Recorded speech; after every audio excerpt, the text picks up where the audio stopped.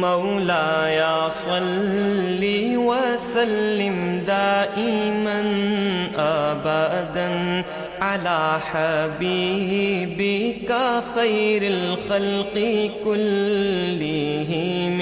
سامعین اکرام، آج کا موضوع ڈپریشن آخر کیوں؟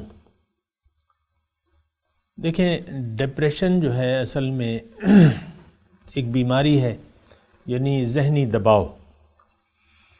انسان ذہنی دباؤ کا شکار ہو جاتا ہے، اور ضروری نہیں ہے کہ دنیا میں ہر شخص ہی ڈپریشن کا شکار ہو، لیکن ایک بات جو ہے بالکل واضح ہو جانی چاہیے کہ انسان سکون کا متلاشی ہوتا ہے، اور اگر اسے مختلف پریشانیاں گھیر لیں اور اس کے سامنے اس کا حل کوئی بھی نہ ہو تو یہ ذہنی دباؤ کا شکار ہو جاتا ہے، جسے آپ ڈپریشن کا نام دیتے ہیں۔ ایک بات جو ہے اور بھی غور کرنے کی ہے کہ ہم ڈپریشن کا علاج جو ہے وہ ظاہری ذرائع سے کرتے ہیں، حالانکہ ڈپریشن جو ہے ایک بیماری ہے، اور یہ پیدا ہو جاتی ہے جب آپ مختلف مسائل کا شکار ہو کے اور اپنے سامنے نجات کی کوئی راہ نہ پا کے ذہنی دباؤ کا شکار ہو جاتے ہیں۔ ایک بات اور بھی نوٹ کرنے کی ہے کہ اللہ تعالیٰ نے ہی انسان کو پیدا کیا ہے، اللہ تعالیٰ انسان کا خالق ہے۔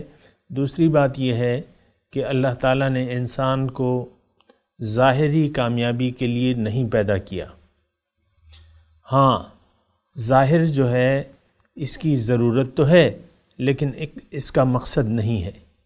اب جو لوگ ظاہر کو ضرورت کی بجائے مقصود بنا لیتے ہیں اور ظاہری انداز سے زندگی گزارنے کو ہی اصل زندگی کہتے ہیں، تو وہ غلط فہمی کا شکار ہیں، اور انسان جب غلط فہمی کا شکار ہو جائے تو اس کے لیے بہت مسائل پیدا ہو سکتے ہیں۔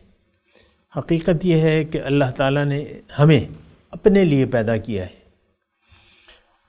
یعنی ہماری منزل ظاہر نہیں بلکہ باطن ہے۔ حضور صلی اللہ علیہ وسلم نے واضح طور پہ فرمایا ہے کہ تمہیں اللہ تعالیٰ نے آخرت کے لیے پیدا کیا ہے۔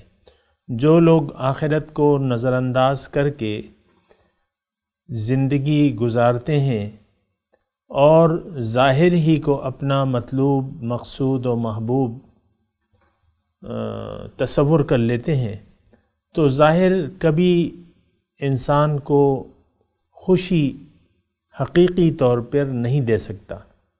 اس کی یہ چونکہ اصل میں ایک روح ہے، اور روح جو ہے وہ دیکھتی ہے، سنتی ہے، محسوس کرتی ہے، تو عمومی طور پہ روح کو نظر انداز کر دینے والے لوگ جو ہیں دائمی سکون، قلبی سکون ہرگز حاصل نہیں کر سکتے۔ یہ بات اچھے طریقے سے نوٹ کر لیں۔ اصل سکون جو ہے اللہ کی یاد میں ہے، یعنی اللہ تعالیٰ کو آپ ایسے یاد رکھیں اور یہ یقین حاصل کر کے زندگی گزاریں کہ اللہ ہی آپ کا مقصود، محبوب اور مطلوب ہے۔ پھر اللہ ہی کو مقصد زندگی تصور کر کے اللہ ہی کو اپنا مقصد حیات بنا لیں، اور قرآن سے اور اس اللہ کے نبی سے رابطہ جوڑ لیں۔ اس رابطہ جوڑنے سے آپ کی روح